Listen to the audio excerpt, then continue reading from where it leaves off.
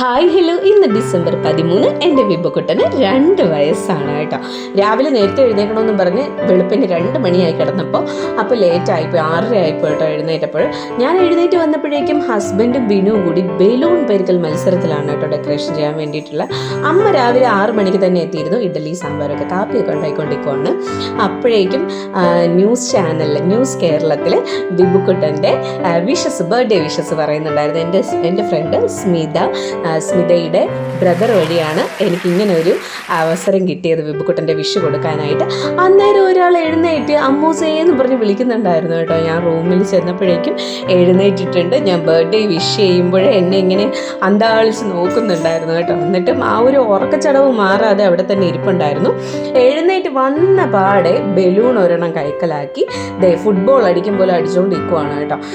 അപ്പോഴത്തേക്ക് ഇവർ ബലൂണൊക്കെ ഇങ്ങനെ ചേർത്ത് കെട്ടി ഇങ്ങനെ യു ഷേപ്പിലൊക്കെ ഞാൻ കണ്ടിട്ടുണ്ട് ഡെക്കറേറ്റ് ചെയ്യുന്നത്. അതാണ് അവർ ഉദ്ദേശിക്കുന്നത്. അവർ ആ ഡെക്കറേഷൻ പരിപാടികളിലൊക്കെ ആയിരുന്നു. അന്നേരം ഞാൻ വിബുക്കുട്ടനെ ഓട്ടിച്ചിട്ട് കുളിപ്പിച്ചിട്ട് വന്നപ്പോഴേക്കും വലിയച്ഛനും വന്ന് ഒരു ചോക്ലേറ്റ് കൊടുത്തു, പിന്നെ ഗിഫ്റ്റൊക്കെ കൊടുത്തു. അപ്പോൾ വാങ്ങിയിട്ട് താങ്ക് യു ഒക്കെ പറയുന്നുണ്ടായിരുന്നു. ഇതാണ് ഫൈനൽ ഡെക്കറേഷൻ കഴിഞ്ഞപ്പോൾ ഉള്ളത്. ഞാൻ വേഗം തന്നെ പോയി കുളിച്ചു. കാര്യം എന്ന് വെച്ചാൽ അവിടുന്ന് കമലാശിയമ്മയും നാത്തൂനൊക്കെ വരുന്നുണ്ടായിരുന്നു. ഞാൻ കുളിച്ചിറങ്ങിയിട്ട് വന്നപ്പോഴേക്കും അവരെല്ലാവരും എത്തിയിട്ടുണ്ടായിരുന്നു കേട്ടോ. ഇതാണ് നാത്തൂൻ. ലച്ചുവാവിടെ ഇരിക്കുന്നു. അവൾക്ക് ചെറിയൊരു പനിയുണ്ട് കേട്ടോ. അതുകൊണ്ട് തന്നെ ആള് ചെറിയൊരു മൂഡ് ഓഫിലും ആണ്.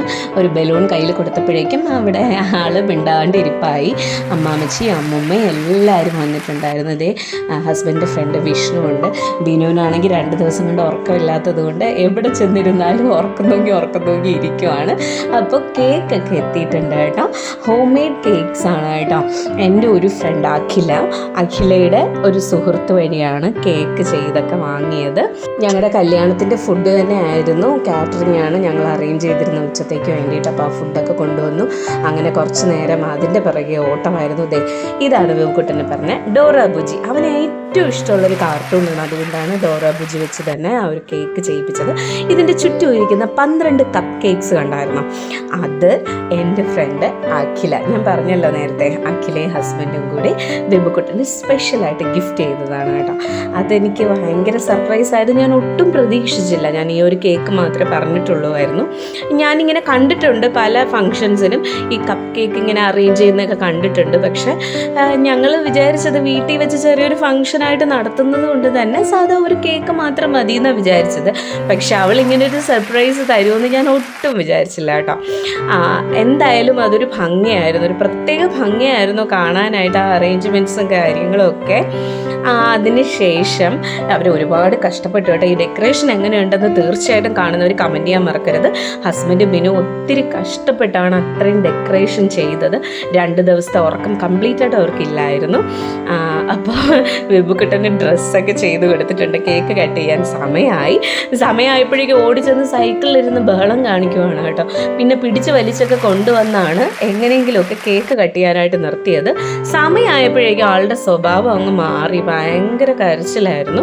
അങ്ങനെ അച്ഛൻ എടുത്താലേ നിൽക്കൂ എന്നുള്ള രീതി ആയപ്പോഴേക്കും പിന്നെ അച്ഛനെ കൊണ്ട് തന്നെ കേക്ക് കട്ടിക്കാൻ കൊണ്ട് നിർത്തി. ഞങ്ങളുടെ കയ്യിൽ ആരുടെ കയ്യിലും ഇരിക്കുന്നില്ലായിരുന്നു. അങ്ങനെ അവനെയും കൊണ്ട് കേക്ക് കട്ട് ചെയ്യാൻ വേണ്ടിയിട്ട് നിൽക്കുവാണ് കേട്ടോ. വളരെ സന്തോഷമായിരുന്നു ഞങ്ങൾക്ക്.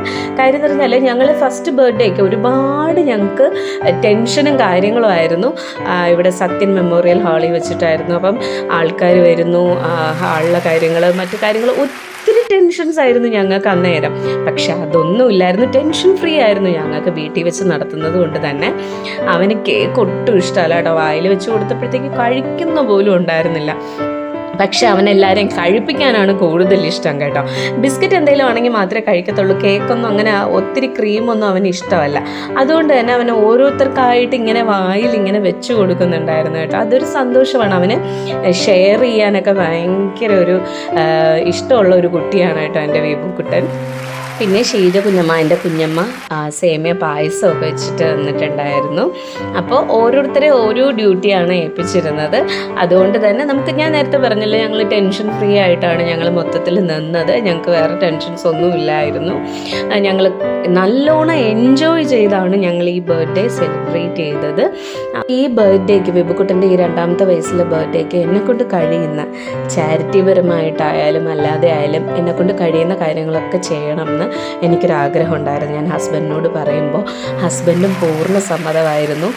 കാര്യം എന്ന് പറഞ്ഞാൽ കുഞ്ഞു മക്കൾക്ക് വേണ്ടി അല്ലെങ്കിൽ വയസ്സായ അമ്മാമ്മമാർക്ക് അപ്പാപ്പന്മാർക്കൊക്കെ വേണ്ടിയിട്ട് എന്തെങ്കിലുമൊക്കെ ചെയ്യുന്നത്, അത് ഞാൻ ഒരു വർഷം കൊണ്ട് എൻ്റെ മനസ്സിൽ ഞാൻ ഇങ്ങനെ ആലോചിച്ച് വെച്ചിരുന്ന കാര്യങ്ങളായിരുന്നു. അപ്പോൾ അതെല്ലാം എനിക്ക് ചെയ്യാൻ പറ്റി എന്നുള്ളതാണ് എൻ്റെ ഏറ്റവും വലിയ ഹാപ്പിനെസ് എന്ന് പറയുന്നത്. കേക്കൊക്കെ ഏകദേശം എല്ലാവർക്കും കൊടുത്തു കഴിയുമ്പോഴേക്കും ഗിഫ്റ്റുകൾ എല്ലാവരും കൊടുത്തു തുടങ്ങി. ഗിഫ്റ്റ് എല്ലാം അവൻ അന്നേരം തന്നെ പൊട്ടിച്ച് കാണണം കേട്ടോ. പിന്നെ അവിടെ അത്രയും ഹാൾ അത്രയും വലിച്ചു വാരി ഇടുമെന്ന് വിചാരിച്ചിട്ട് മിക്ക ഗിഫ്റ്റും പൊട്ടിക്കാൻ സമ്മതിച്ചില്ല. പക്ഷെ അവൻ അത് അന്നേരം തന്നെ പൊട്ടിച്ച് കാണണം. അങ്ങനെ മിക്കതും വാങ്ങി ഞങ്ങൾ കൊണ്ടുവന്ന് ഒളിപ്പിച്ച് വെക്കുക ചെയ്തത്. അല്ലാന്നുണ്ടെങ്കിൽ അവനവിടെ അത്രയും പിച്ചി വാരി ഇടും കേട്ടോ. അങ്ങനെ എല്ലാവരുടെയും നിന്ന് ഗിഫ്റ്റൊക്കെ മേടിച്ചു. അന്നേരം അപ്പോഴവൻ പെട്ടെന്നൊരു കാര്യം ശ്രദ്ധിച്ചത് കേട്ടോ. അവൻ്റെ പപ്പയുടെ കയ്യിൽ ലച്ചു മോളിരിക്കുന്നു കേട്ടോ. പെട്ടെന്ന് അവനും ചാടി കയറി. എന്നിട്ട് പതിയെ പറയുക, ലച്ചു താഴെ ഇറങ്ങും. അപ്പോഴേക്കും അങ്ങ് കുശുമ്പ് വന്നു പോയി കേട്ടോ. എൻ്റെ പപ്പയുടെ കയ്യിലാണോ ലച്ചു ഇരിക്കുന്നതെന്ന്. അയ്യോ, എന്നാലും വലിയ ബഹളമൊന്നും ഉണ്ടാക്കിയില്ല. അവൻ കയ്യിൽ തന്നെ ഇരുന്നു. അപ്പോഴേക്കും അവൻ്റെ അപ്പച്ചി കൊണ്ടുവന്ന് ഗിഫ്റ്റൊക്കെ കൊടുത്തു.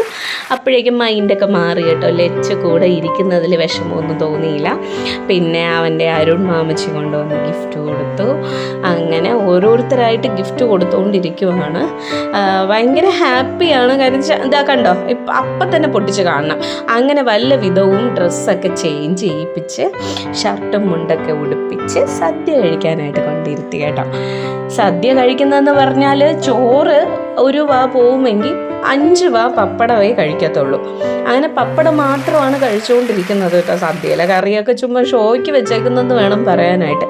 എന്നാലും നമ്മൾ പിറന്നാളിൻ്റെ അന്ന് ഊണ് കഴിക്കണമല്ലോ, സദ്യ കഴിക്കണമല്ലോ. അങ്ങനെ മുണ്ടൊക്കെ ഉടുത്ത് ഒരു പിടിയെങ്കിലും വാരി കഴിക്കണം എന്നാണല്ലോ. അതുകൊണ്ട് അവനെ കഴിപ്പിച്ച ശേഷം പിന്നെ പെട്ടെന്ന് തന്നെ ഞാൻ വാരി കൊടുത്തു. അതിനുശേഷം ഞങ്ങൾ ഫുഡ് കഴിക്കാനിരുന്നു. ഫ്രൈഡ് റൈസ്, സാലഡ്, അച്ചാർ, ചിക്കൻ കറി, ചിക്കൻ ഫ്രൈ ഉണ്ടായിരുന്നു, പിന്നെ പപ്പടം. അങ്ങനെ ഞങ്ങൾ എല്ലാവരും ഫുഡൊക്കെ കഴിക്കുവാണ്.